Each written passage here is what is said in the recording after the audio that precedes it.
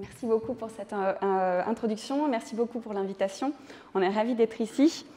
Donc moi, je suis Catel Malédan et Rosalba est avec moi ici.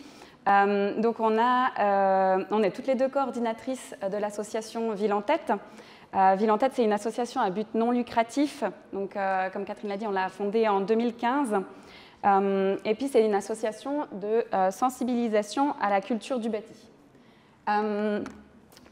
Donc, on a commencé par s'adresser au public des enfants dans le cadre scolaire. Et puis, petit à petit, on a élargi nos activités pour atteindre les jeunes de manière plus générale. Et puis, aujourd'hui, nos activités sont assez variées et on touche différents publics. On va vous en donner un aperçu. Néanmoins, déjà, l'ambition commune à tous ces projets, c'est vraiment de sensibiliser aux enjeux liés aux espaces que nous habitons, donc les espaces qui nous entourent, et peut-être, derrière ça, d'initier un engagement civil, qui est le thème de la journée. Ce thème se retrouve en fait en filigrane à travers toutes nos activités, mais c'est aussi la base en fait, de notre engagement, puisque chaque personne qui rejoint l'association s'engage dans l'association et s'engage à défendre des valeurs communes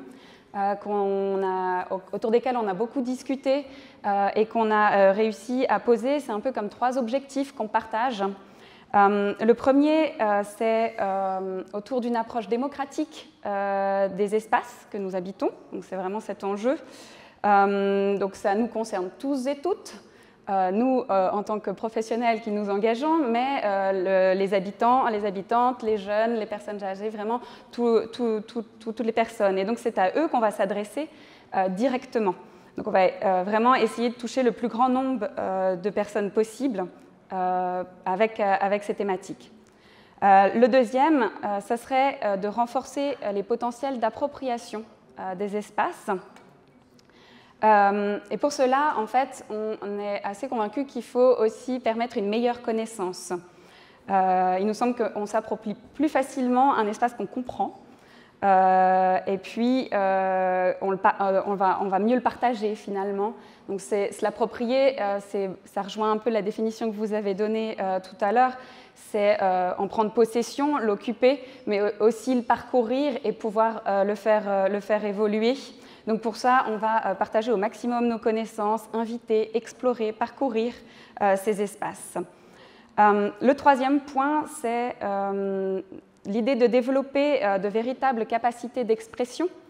Donc vraiment essayer d'accompagner la mise en place d'un positionnement. Donc c'est un peu un sens de responsabilité citoyenne qu'on essaye d'initier aussi, parce qu'on pense qu'on s'implique plus quand on maîtrise aussi de quoi on parle.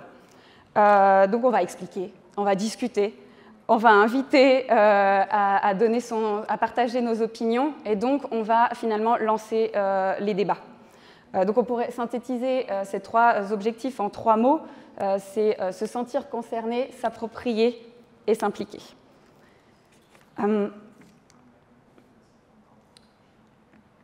Cette présentation, on l'a appelée Démultiplions. Car pour nous, la démultiplication, c'est un des principes vraiment qui va permettre de mettre en œuvre tout ça, qui va permettre à tous et toutes de prendre part de manière consciente et critique à la culture du bâti. Donc sur la base des valeurs communes que j'ai énoncées, on va essayer d'augmenter toujours plus l'impact et l'effet de nos actions, de nos projets. Donc pour ça, on est assez actif pour développer notre réseau. Et puis pour multiplier le nombre de projets qu'on va pouvoir mettre en place. Et avec eux, on va multiplier les thématiques abordées, on va multiplier les approches, c'est-à-dire les modes d'action qu'on va développer, imaginer. Et puis du coup, on va développer aussi, multiplier les publics qu'on va réussir à atteindre, à toucher, à embarquer autour de ces questions. Et puis pour ça, on s'est rendu compte que c'était aussi assez essentiel de développer les partenariats. Donc on travaille avec de plus en plus de partenaires différents. On va commencer par vous présenter comment on a constitué notre réseau. Et je vais passer la parole à Rosalba pour ça. C'est un des piliers du fonctionnement de l'association sur lequel en fait, on ne pourrait pas faire tout ce qu'on fait. Bonjour.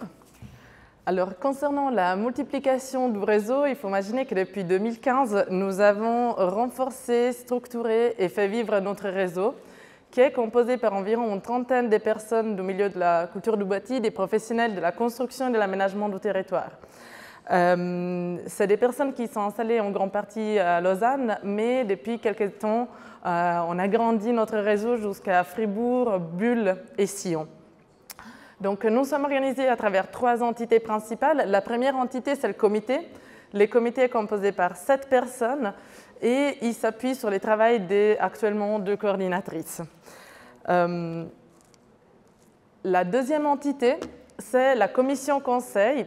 La commission conseil, c'est un organe qui est composé par des personnes issues de la culture du bâti, de la pédagogie, de la sociologie et du monde de la culture en général. Donc, c'est des personnes qui nous apportent des compétences en plus sur lesquelles on peut compter pour certains types de projets, pour les structurer encore plus dans leur fond. Et la troisième entité, c'est presque la plus importante parce que c'est notre réseau de médiation. C'est toutes les personnes qui sont directement impliquées dans les projets, donc c'est environ 25 personnes qui sont directement actives sur le territoire. La qualité de nos projets a été depuis le début de l'association une priorité pour nous. Donc la qualité des projets, ça veut dire aussi reconnaître tout le travail de ces réseaux de médiation qui est directement impliqué dans les projets. Donc ça nous tient beaucoup à cœur de pouvoir rémunérer, reconnaître ce travail à travers une partie des rémunérations. Donc chaque fois qu'on fait un projet, on monte un budget qui peut être basé sur un mandat ou sur une recherche des fonds. Et avec ces budgets, on arrive à rémunérer des manières sur appel les membres. Et depuis 2019, nous avons réussi à garantir un poste fixe à 70% pour la coordination qui est actuellement partagée entre Catel et moi-même. Néanmoins, l'association ne touche pas des fonds structurels. Donc, le travail de l'association est basé sur une grande partie des bénévolats de ses membres. Passons maintenant à la multiplication des projets, parce que c'est grâce à la force de ces réseaux dont je vous ai parlé qu'on arrive effectivement à avoir énormément de projets qui sont effectivement historiquement et en grande partie dédiés aux jeunes publics, mais depuis quelques années avec tout type de public, en général adultes. Pour aujourd'hui, nous avons sélectionné certains projets que nous allons vous raconter à travers ces 3 axes principaux qui sont pour nous la liaison entre la culture du bâti et l'engagement civique. Donc le premier axe, c'est tous les projets qui sensibilisent autour d'un cadre de vie. Donc tous les projets qui permettent au public de mieux comprendre là où ils habitent et pour justement après éventuellement agir avec un acte civique. Le deuxième axe, c'est tous les projets qui stimulent un processus créatif. Donc, avec ces processus créatifs, en plus, ils permettent de créer une sensation de collectif et éventuellement aussi combattre une certaine éco-anxiété ou des problèmes qu'on peut avoir si on ne connaît pas les territoires ou la situation dans laquelle on est. Et le troisième axe, c'est tous les projets qui permettent un transfert des connaissances dans les 2 sens, donc entre nous le public et entre le public et nous. Les premiers projets dont je vais vous parler, donc on est dans l'axe de la connaissance de notre cadre de vie, c'est les ateliers, les animations en classe. Donc nous avons utilisé les cadres de vie comme porte d'entrée pour la culture du bâti. L'objectif de ces ateliers en classe, qui ont lieu dans les classes de Lausanne, Rhénan, du canton de Vaud en général, c'est vraiment de permettre aux élèves de les éveiller autour de leur cadre de vie, donc de tout ce que le milieu urbain et non autour d'eux. Les contenus, il est en partie en classe. On voit sur la photo deux élèves qui entourent des éléments structurants de la ville de Lausanne, par exemple, mais aussi à travers des balades à l'extérieur, des balades à travers les personnes, les élèves arrivent vraiment à mieux connaître et voir avec des yeux éveillés leur territoire. Les contenus, bien évidemment, sont adaptés aux âges. On touche des élèves de 4 à 12 ans, mais il n'est pas structuré autour d'une thématique ou d'une discipline particulière, mais plutôt autour du plan d'études roman. donc du PER. Donc en fait, l'idée c'est vraiment d'avoir un projet pour des enseignants, que les enseignants puissent s'appuyer sur ça, sur ces projets, pour faire évoluer les compétences transversales des élèves. Les compétences transversales, c'est tout ce que les élèves vont avoir toute leur vie.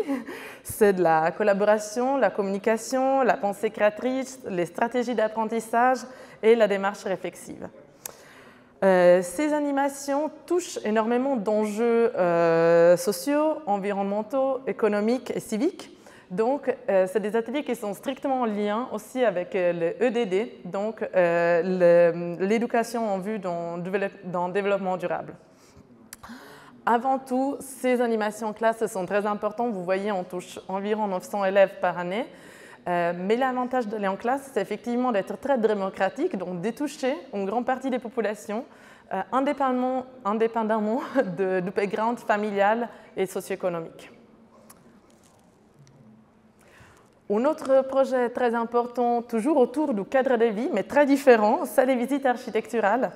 C'est un public complètement différent parce que c'est un public adulte.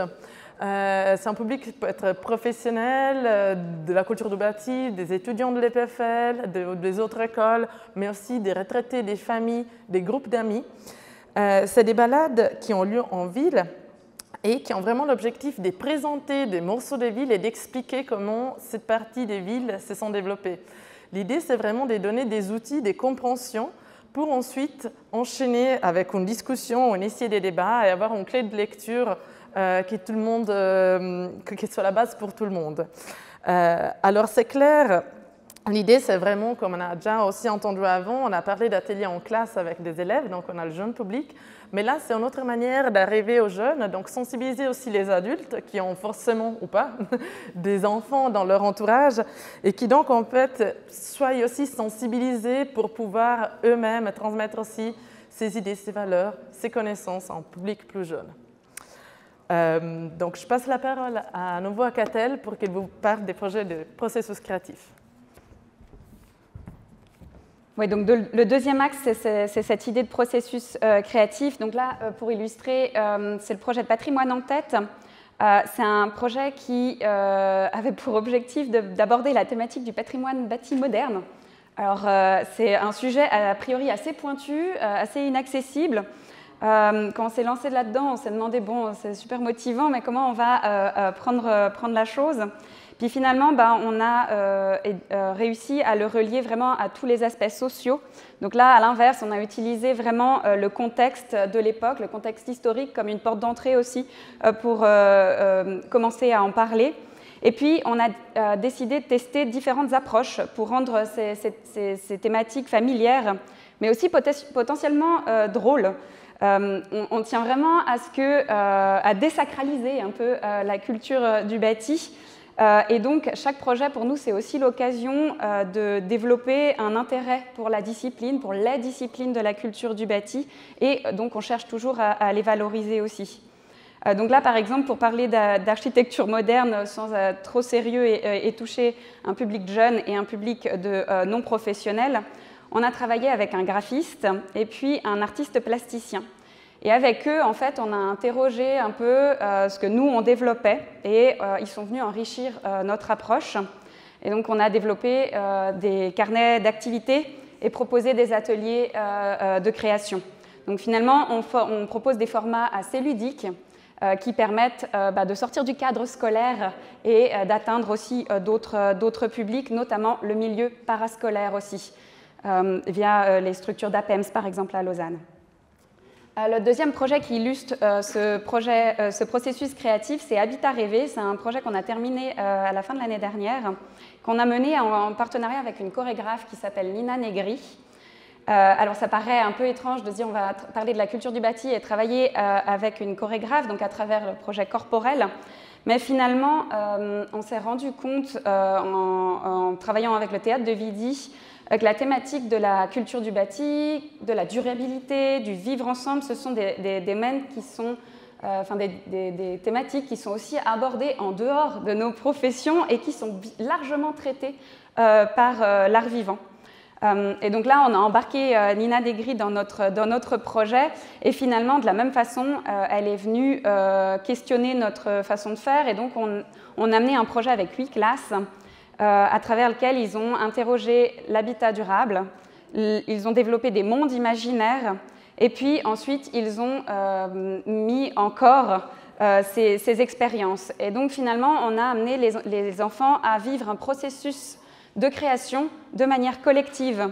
Et on a créé un lieu où on pouvait imaginer tout ce qui était possible, questionner aussi beaucoup, et puis lancer des discussions entre les enfants. Donc c'est aussi des endroits très importants pour nous, c'est de leur laisser la parole pour qu'ils puissent débattre entre eux, en fait. Le troisième axe dont a parlé Rosalba au début, c'est le transfert. On en a déjà un peu parlé avec les visites architecturales. Ça, c'est un projet qui s'adresse aux classes du canton de Fribourg, qu'on a développé de manière assez différente. C'est-à-dire que cette fois, notre équipe de médiation ne va pas à la rencontre des élèves, ne va pas dans les classes, mais on a développé un guide d'activité à destination des enseignants et des enseignantes. L'idée, c'est vraiment de leur donner des clés de compréhension des enjeux, et puis de leur donner des outils très concrets pour aborder les thématiques qui relient la culture du bâti et les questions de durabilité. Donc, ce n'est pas vraiment une formation des enseignants et des enseignantes, mais vraiment un appui, et puis le développement de l'accompagnement de cet outil via cet outil pédagogique. Un autre projet qui est encore en cours, c'est un projet qui s'appelle Urban Playground. C'est un projet qu'on a développé avec le Musée olympique de Lausanne. Et là, ça illustre assez aussi notre position en tant qu'association, c'est qu'en fait, on va saisir toutes les opportunités qui se présentent à nous pour tisser des liens entre les thématiques de la culture du bâti et d'autres thématiques. Ici, il montait une exposition temporaire sur l'arrivée des nouveaux sports olympiques. Et tous ces sports, en fait, il s'avère qu'ils avaient un lien avec une culture urbaine. Et donc, l'équipe de médiation du musée souhaitait questionner cette culture urbaine. Et on est arrivé avec eux à développer des ateliers autour de la thématique de l'appropriation de l'espace public via l'activité sportive, l'activité physique, pas que sportive. Et donc là, un peu comme le projet à Fribourg, notre réseau de médiation ne donne pas les ateliers, on a fait le développement vraiment du contenu, et ensuite on a formé l'équipe du réseau de médiation. Et ça, c'est une façon de démultiplier nos forces parce que le musée olympique a une certaine reconnaissance, ils attirent des centaines de classes par année, et donc notre atelier peut ainsi atteindre encore plus de monde, et d'enseignants et d'élèves. Donc nous, c'est assez important, ce type de partenariat est assez important à mettre en œuvre. Le dernier point pour cette thématique du transfert, c'est notre rôle en tant qu'intermédiaire. On a été, depuis 2015, assez souvent sollicité pour prendre part à des démarches participatives ou intégrer des groupes de réflexion, des commissions consultatives dans le cadre de développement urbain. Et donc, à chaque fois, notre position, c'est d'être donnant-donnant.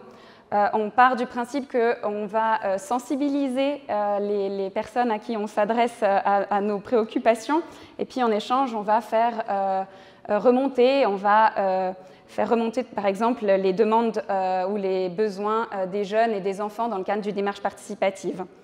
Après, dans le cadre des commissions consultatives ou des groupes de référence, on va représenter un peu leurs paroles. Donc, c'est notre expérience dans le cadre de nos ateliers et de nos activités qui va nous permettre de jouer ce rôle. À chaque fois, on essaye vraiment de porter les questions en lien avec les espaces dans lesquels nous vivons, et donc de représenter la culture du bâti dans ces questions et de représenter notre public essentiellement, notamment jeunes et enfants, et de faire en sorte qu'ils soient pris en compte dans ces développements urbains. J'arrive à la conclusion. Donc ouais, c'est cette multiplication, vous l'aurez compris, on est toujours plein d'énergie, on multiplie les projets, les formats pour atteindre le plus de monde possible, surtout donner envie aussi. Donc on donne envie à notre réseau, on donne envie à nos partenaires, et puis on va, grâce à ça, toucher plus de monde. Tout ça repose sur une vision transversale de la culture du bâti. Elle nous semble assez essentielle. On la thématise autour de 5 vecteurs, je vais dire. Donc, le premier, ce sont les espaces de vie et de territoire. Donc, on commence par ce qu'on connaît, ce qui nous entoure. Ensuite, on va aborder des questions liées à la résilience. Donc, c'est notre impact à long terme. Et puis, les rapports sociaux liés avec nos modes de vie, qu'on met en place. Et puis tout ça va nous amener le plus souvent à parler des mécanismes de décision, donc faire le lien avec la vie politique et notamment de mettre l'accent sur ce qui est possible, les modalités qui existent pour y prendre part.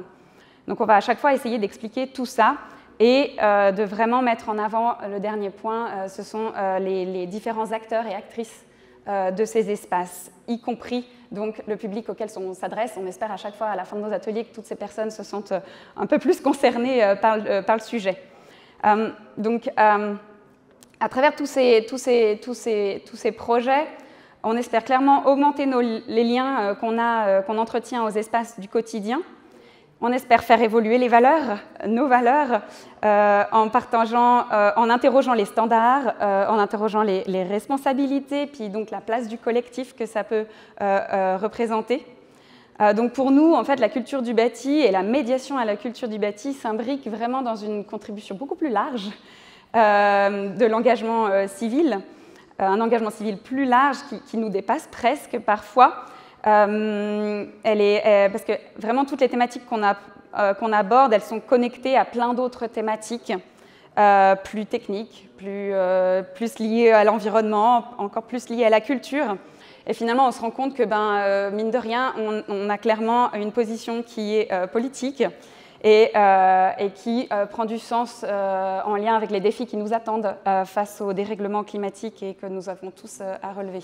Donc toute notre équipe s'engage vraiment à transmettre ces valeurs et à multiplier nos actions. Voilà.